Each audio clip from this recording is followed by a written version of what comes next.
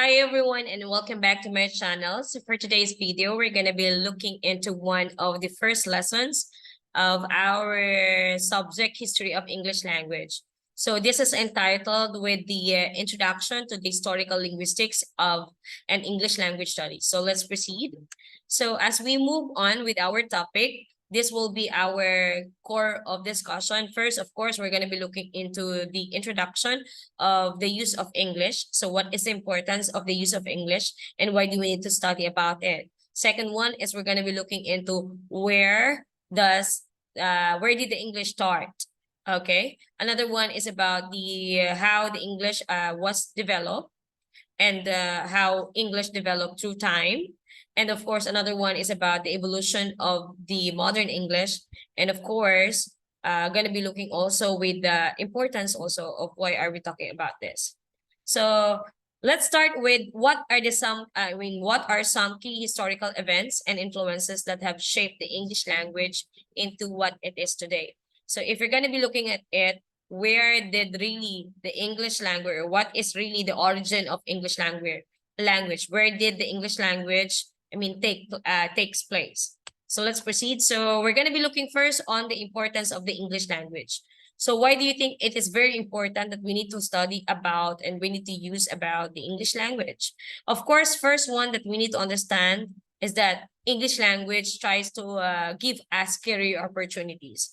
Most of our professions are using and utilizing English language because English language is the common denominator for all profession, for all profession, and also for the different context of a place of working.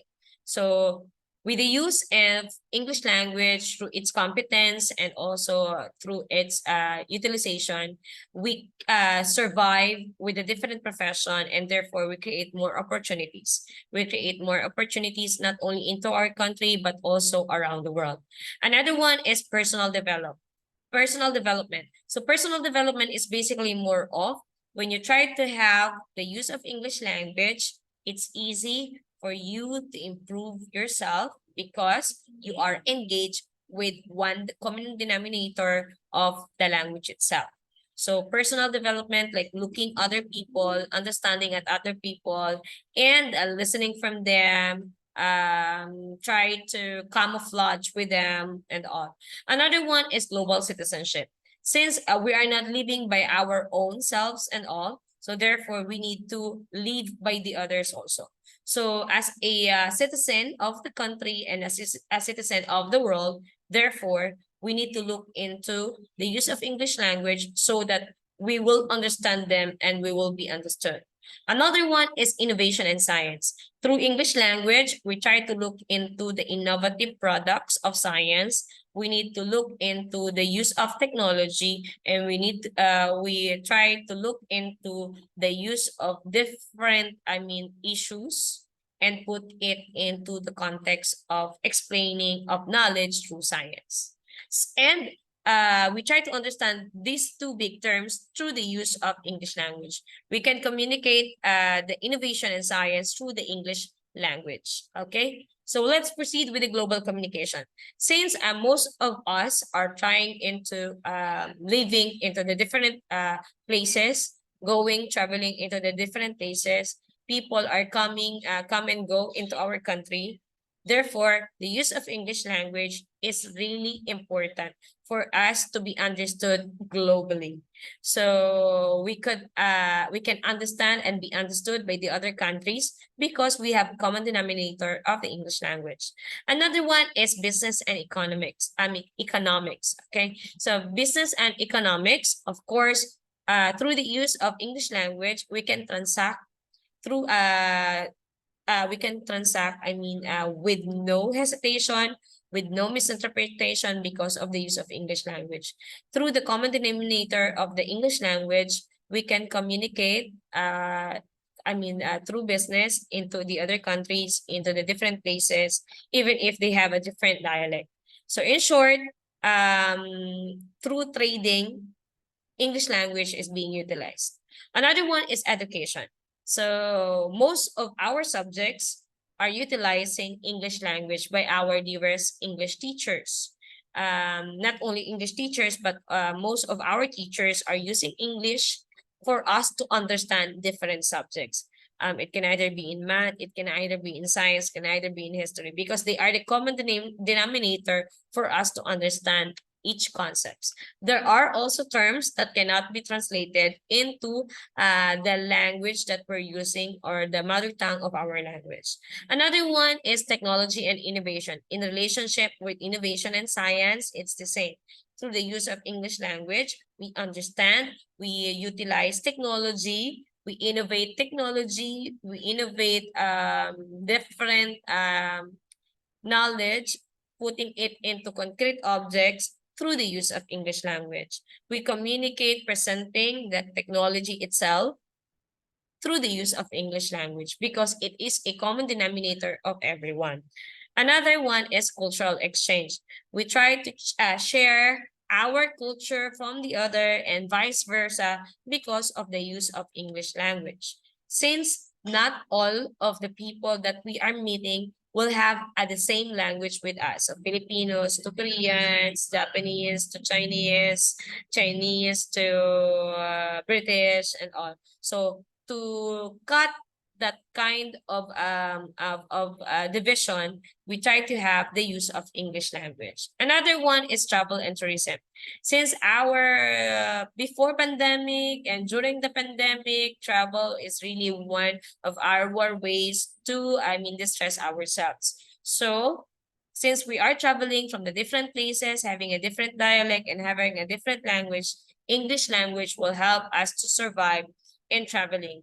Not only in traveling, but of course, it is incorporated with that with tourism. So English language is a main tool of or instrument of us to really understand one another from the locals and also from the other people. Another one is diplomacy. So what do you mean by diplomacy? Diplomacy is basically more of agreement. So to avoid dispute, we should have a common denominator wherein one person will understand and you yourself can understand. So to avoid dispute, English language is being utilized because both of you could understand that kind of language. Imagine you having a different language and I having a different language. Of course, you will not understand.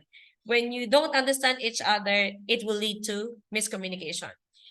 Miscommunication will lead to misinterpretation. Misinterpretation will lead to chaos. Okay? So let's proceed. Another one is social mobility. For you to be really a social, a kind of person wherein really you're, moving and all, for you to socialize people, English language is utilized. Understand? So social mobility is one of the importance of the English language for us to socialize with people with different status of life, different, races, different places to talk, with, and all different contexts. Social mobility is being an important also context of the use of English language. Another one is soft power. What do you mean by soft power? If you have the competence of English language that you can be understood by everyone, you have that kind of soft power that not really more of being manipulative, but merely of trying to look into it is your edge. So therefore, if you're gonna be looking into the history of the English language, or the origins of English language really started from England.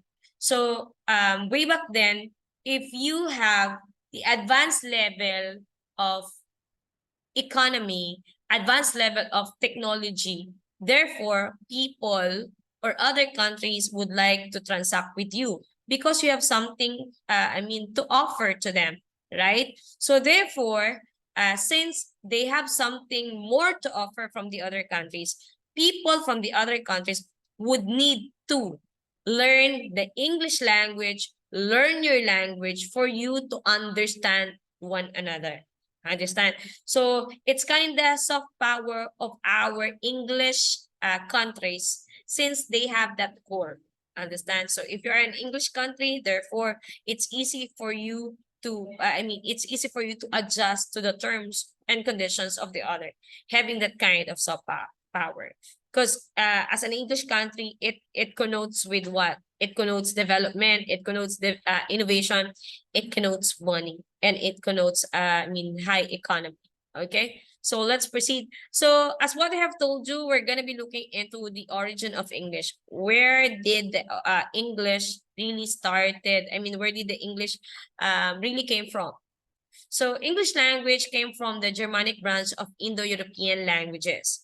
So the migration of the Germanic tribes to Britain. So in short, English language started in England through the influence of the Angles, the Saxons, the Jutes on the development of Old English. If you're gonna be looking into which country is the richest country, you may try to look at it and you will see that it is one emerging country coming from an English country. So it is based on linguistic research supporting the origins of English. So let's proceed. So now at this point, we're going to be looking into the history of English language through time. So it started from the Old English, wherein it is also known as Anglo-Saxon time, wherein this is the earliest form of the English language. This is developed from the Germanic dialects spoken by the Anglo-Saxons who settled in England in the 5th century. Way back before, if you're gonna be looking into the story of England, wherein this is a story of a king and queen, right? So like the Queen Elizabeth and all. So if you're gonna be looking at it, since they are very prominent, looking at the economy, looking at the innovation, looking at the development, therefore, through that settlement and all, it is somehow emerging and influencing other people. So this Old English had a highly inflected grammar and vocabulary, wherein we're gonna be talking about this as we move on to our, lesson with this history of English language. What do you think by what do you mean by highly inflected grammar and vocabulary? So this is influenced by Old Norse, Latin, and Celtic languages due to the contact with the various groups. So that is Old English. Next one, after the Old English through time, which is under 1150 to 1500s, here, there is already Norman conquest of the England in 1066. So Middle English emerged at this time wherein the Norman rulers brought Old Norman, a form of Old French, to England. So it resulted from a combination of English and French. Therefore, the pronunciation, the morphology, the syntax were affected also. Here at Middle English, it is characterized by the loss of many Old English inflection and the development of more analytical grammar. So we're going to be talking about with the details a bit when we try to move on to our discussion for the history of English language. Next one, after Middle English, we have early modern English. If you're very familiar with William Shakespeare, kind of poems and all. So here at early modern English, they saw that there should be a standardization of language. So here printing press is already prominent. So therefore, there is a works of influential writers like Shakespeare and the King James Bible. So here at early modern English, there is already an English version of Bible. So during this period, English underwent significant vocabulary expansion, wherein we are absorbing already Latin, Greek, and other languages due to Renaissance learning and exploration. So through exploration of different kings from a different country and all, therefore, there is already influence of putting other significant vocabularies, wherein it loses other vocabularies, but still, if you're gonna be looking at the time, they are classic. So here also at early modern English, there is a great vowel shift already, a phonological change and leading to shifts in pronunciation. Again, we're gonna be talking about the differences of the great vowel shift for the early modern English. Let's move on to modern English. So here at modern English, up to the present, so if you're gonna be looking at the modern English, Here, English is spreading already in the other countries. So from the E and L, we're trying to move on already with ESL and EFL. English as a native language, which is E and L.